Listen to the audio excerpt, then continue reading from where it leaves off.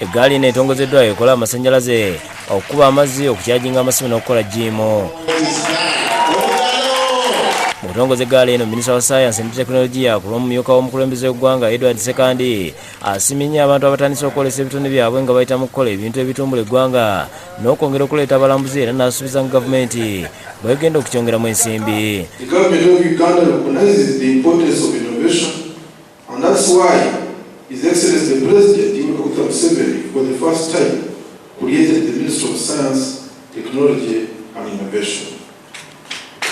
This ministry is providing the much-needed leadership to help Uganda achieve high aspirations of becoming a middle-income country by 2020. Ekyuma kino bakayita akagaali akatongozeddwa kakolebwa Munnayuganda John Kibuuka. Kano era kayamba omuntu okukola dduyiro ng'ayita mu kavuga ekimuyamba okulwanyisa endwadde.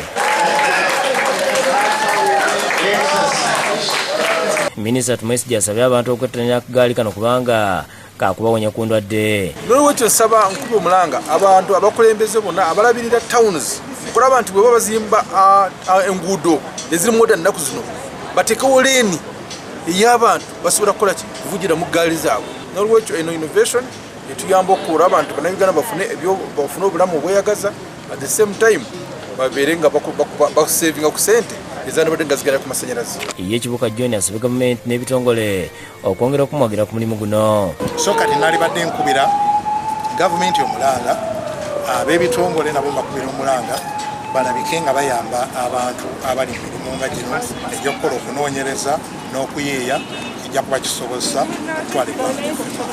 Kakalulu ka kampuni ya Sadolin nga kakutte bannayuganda omubabiro na mukisa omulala omungono y'owokusatula era awangudde emmotoka, ate musanvu ne babuukawo ne pikipiki, so nga babiri babuusewo n'ebirabo ebirala mu kalulu ak'omwaka omulundi ogwokusatu. Bino bibadde ku kitebe kya kampuni eno esangibwa mu indasitule eriya nga abantu 11 bawangudde, okuli ne Robert Kaweesa awangudde emmotoka ekika kya Toyota Primo. Kaweesa abadde musanyufu ebyensuso, ategeeza Bukedde TV nti mukama we yamutuma okugula langi ya Sadolin kyokka nga amaze okugigula bamuwa akakonge n'akatakula ne yeetaba mu kalulu, naye ng'agamba nti bamukubidde essimu yasoose kulowooza nti baferenga bwannyonnyola. Saawe nga sikyategeera ngamba nti baba batugala tufere bamazima naye gye bazimu ne bankubira essimu yesterday ne baŋŋamba wangudde emmotoka wagyiwangudde otya pikipiki nga bambuza Sadolin.